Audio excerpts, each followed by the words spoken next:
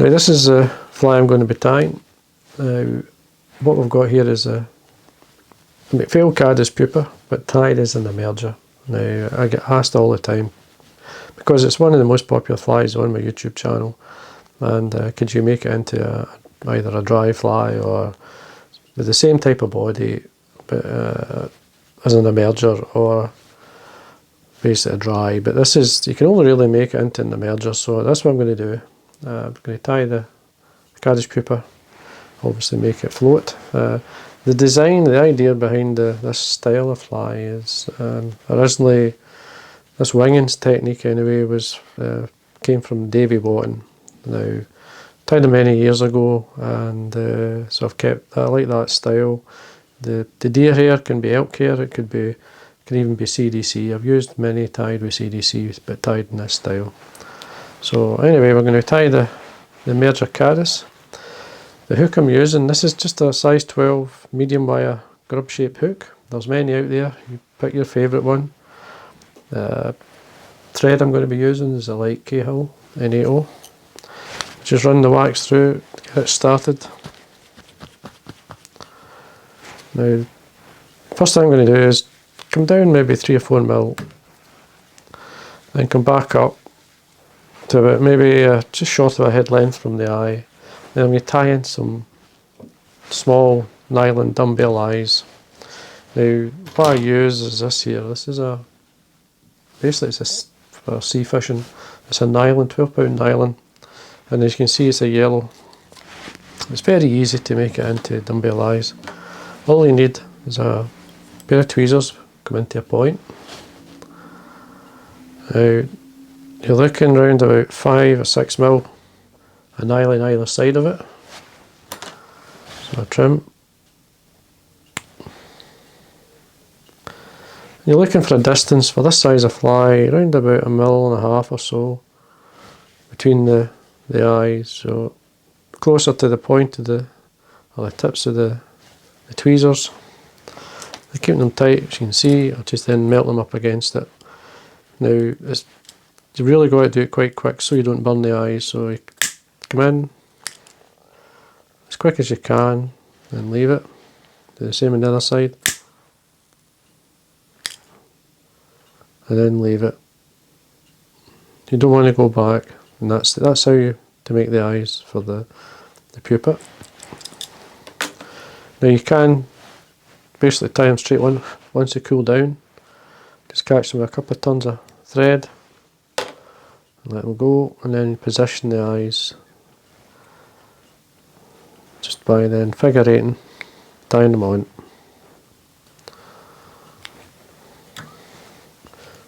I like to make sure they're well tied in.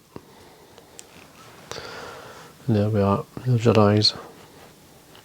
The type of nylon it is, it's like a fibre optic, so when the light hits it they really glow, they catch the light. So now what we do is take our thread down, make sure there's wax on your thread. You want a nice layer of silk, or thread, sorry, with wax on it, all the way down to this point here. And then we're going to tie in what we've got is Scud back, this here. It's basically from hairline dubbing. It's 1/8 and it's in brown. I have a length on my desk. Now all we do is cut it into a point, makes it easier to tie it in. Just cut the corners. There we are. And then we catch this in on top. Oops. Try again. Can be a bit stubborn this to catch. So just make sure you have tying enough that it's not going to pull off. We check it's right on top. It's fine, I'm happy with that. And then what I'm going to do is take my thread up to just slightly by the point of the hook. Now the way I tie in the body, this is a yarn. It's a darning yarn. It's obviously dyed yellow. Now, it comes in a card, and normally what I do is I take it off the card and put it onto an old spool. As you can see, it's just an old spool of UTC.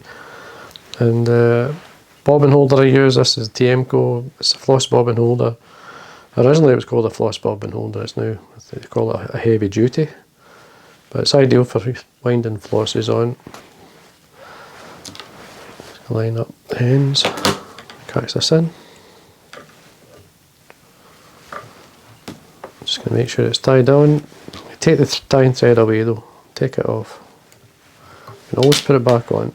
It makes it easier to form the body with it away.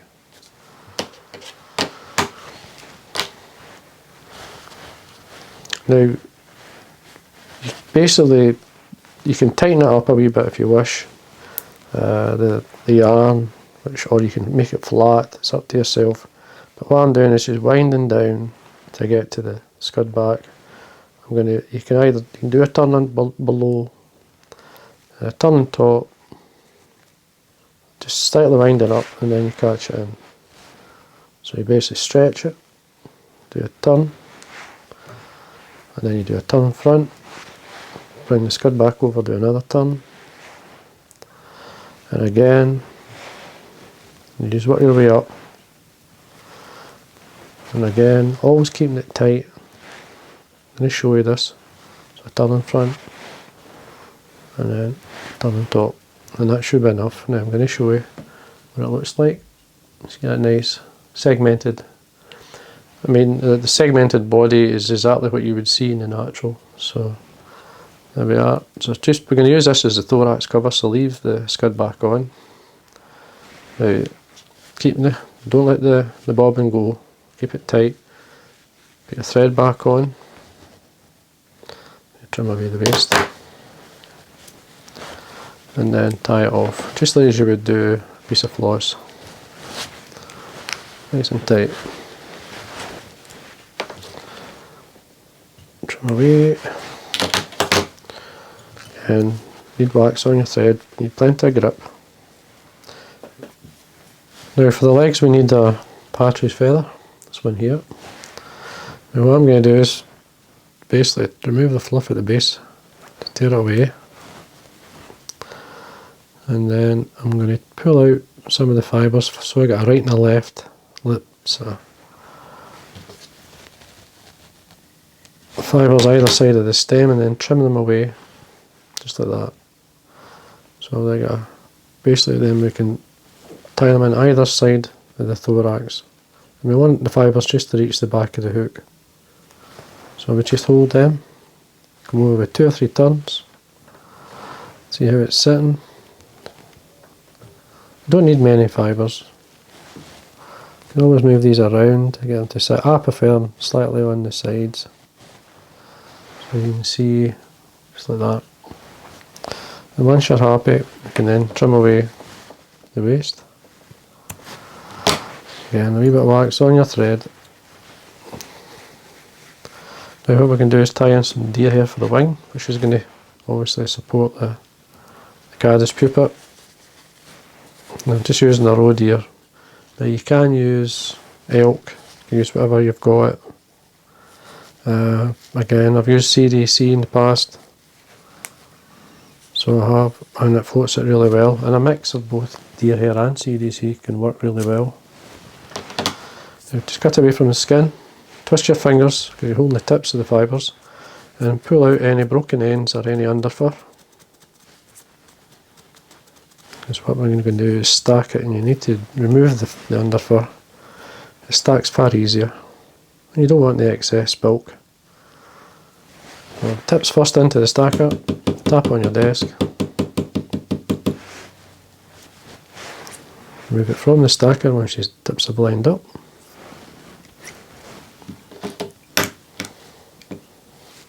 Again, there's some broken ends there, just remove them. This is where you can basically have the wing as long or short as you feel within the dressing, or just slightly out by the bend of the hook to give the nits a base at a further on stage of the caddis hatching. So that I'm actually showing the nymph off, or most of the nymph, I want to reduce the size or the length of the wing a wee bit. So I'm going to tie it within the hook. So I hold the wing I want, I'm going to trim away the excess. It's important that you wax your thread here. You need to wax your thread to get the grip. And then keeping the fibres on top, now you've got to pinch your fingers really tight against the shank to stop any fibres coming round with the thread turns. Now I'm just tying or winding through the cut ends, and then I'm going to come back up, just check.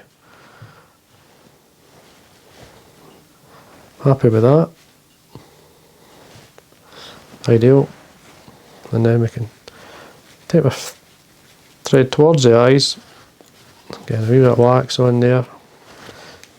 Now the reason I'm taking it down, because I'm going to put dubbing on, I'm going to wind from the eyes up to the wing. It's easier to do that, build it up from there. Now I'm using a brown seal's fur. You could use whatever dubbing you have. Any good dry fly dubbing would be perfect for it. You lightly dub this on, slide it up. Now there is bulk there with the deer hair, so all we're needing to do is just colour this with the dubbing. We don't need to build up the thorax like to compensate or to bulk up with the thorax. This is already done with the deer hair. So we're just making sure we're stretching it out, making sure we get all the way up. Just making sure there's enough on the thread to get back down. When we're happy, we can take away the excess. Any fibres basically want to go forward, just stroke them back, use the thread turns to hold them, and then bring your thread in front of the eyes. So there we are, that's your thorax done. Now what I'm going to do here instead, I want to change the colour of the thread to brown. I'm just going to use a permanent marker. You could change the thread over, but this is the easiest way. Just colour the thread up with the brown marker pen. I'm going to wax the thread, just run the wax through it. About 2 or 3 turns there. Ready to tie in a thorax cover. Now what I do here is just simply straight up with the scud back, and then back and forward spread. You see how it spread the fibre. Bring it through to the front. It will separate nice unless there's too much one side, but that's an even split. Bring your fingers in. There's 1 or 2 fibres forward there, I'm just going to stroke them back out of the way. Just catch in the scud back, tighten it up. Turn over the top, sorry. Again, you can swap over hands once you've caught it in, tighten it up. This will obviously give the impression of the wings opening up. Now make sure you get 2 or 3 turns in there before you do anything else. It's not going to pull out. This is the time if you want to put horns in, is to tie them in. So I've got some bronze mallard fibres here, 2. Just bring them 90 degrees from the stem. Tail them away. Just tail them away when you make sure they're actually separated before you do that. We can tie these on the top. So we just basically put my thumb on top, holding these. Make sure they're long enough that you can see them. A couple of turns. Now I'm going to tie the thread and bring the thread to the back of the eyes. Checking how things sit. Just with a turn, and then pull the waist of the horns over. With a turn, hold it back. Then I'm going to bring scud back to the back of the eyes. 1, 2, 3, 4. That's fine. And then take the thread to the eye. Always keeping the thread tight, just forget everything at this point. And go straight in, wet finish.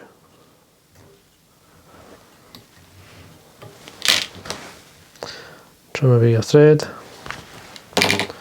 Just going to lay the scud forward. There's the waist and the horns, we can trim that away. Scud back, we can make it so it sits slightly into the thorax as well. We can cut it in front of the eyes. So we just take it forward. You can have it short, it's up to yourself how long or how short you want it. It depends on what style you like. I'm just going to cut it there. It's a nice straight cut. We can flip it back. And there we are. And that's your emerger now. There is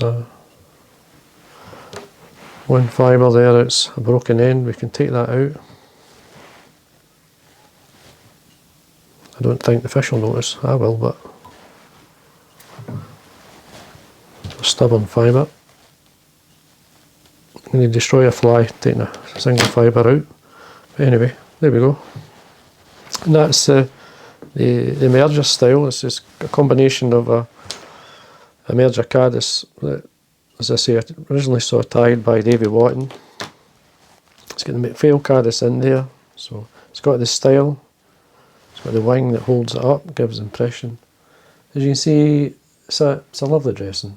There is a lot of work. I mean, once you get to tying 2 or 3, tie half a dozen first or so, and you'll see yourself improving. Then to finish off, what I like to do is put a wee bit of varnish on the head and underneath. And there we are. And that's the emerger McPhail Caddis. As you see, the body really stands out, and it does stand out in the natural. If you ever see these natural caddis on the water when they're hatching, the body really sticks out in this colour especially. So I hope you enjoyed that, and if you enjoy the videos, please subscribe, it does help, and thank you for watching.